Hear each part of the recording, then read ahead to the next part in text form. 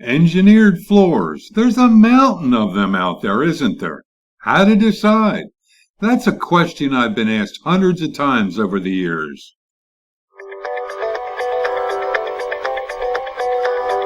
You're going to hear different opinions from everyone on this one, and some of it may have to do with what the guy or gal selling you has, and may not really be what's best for you. I'm going to try to take this in a different direction because it should be about you, your home, and what you get out of it. Dirt cheap is a category that typically sees very thin engineered or only 5/16 of an inch thick. Add to that, the actual hardwood is only about the thickness of a business card. You may find some thicker ones, but they all have one thing in common, a cheap Luan plywood core. Some are actually installation friendly, but it's far more hit or miss.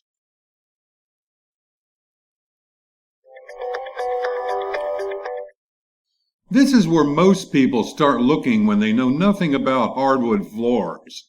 It's almost tragic as there's far less selection and they're often 5 years or so behind trends, especially today with wide plank floors.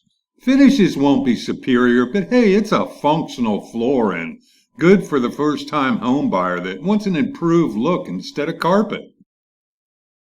And about the veneer, wait, some of you may not understand it. Veneers are the actual hardwood that's used above the plywood core. Most will often call it the wear layer. Kind of confusing, huh?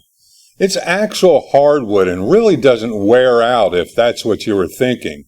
The wear comes through the actual finish that's used on top of it. Mid-quality is where most of the common USA manufacturers and better imported hardwoods lie. And they're there for a reason, as it's an affordable product for most. You'll also find some of the more trendier hardwoods that you won't find with the two already covered.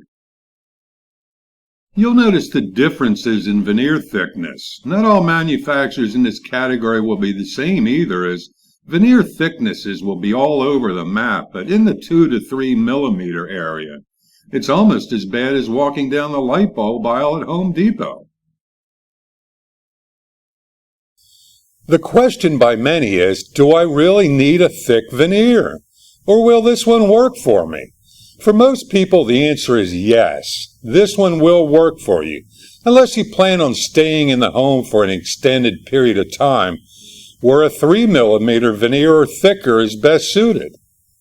Thicker veneer engineered can survive complete refinish jobs far better than the others, should you tire of the color or inevitable damage caused by scratches, dings, dents, and who knows what else. I just find too many mislead consumers about how many times these floors can be refinished. Let's just say anything over 3 millimeters is the safest bet.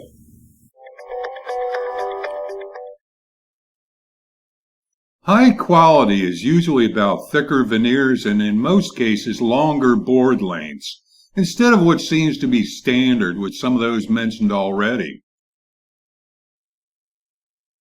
So who makes a high-quality engineered floor that fits into this category? I used to think Canadians until I discovered American-made on the less traveled roads. Board lengths that go to 8 feet instead of 32 to 48 inches, and a wear layer over 5 millimeter.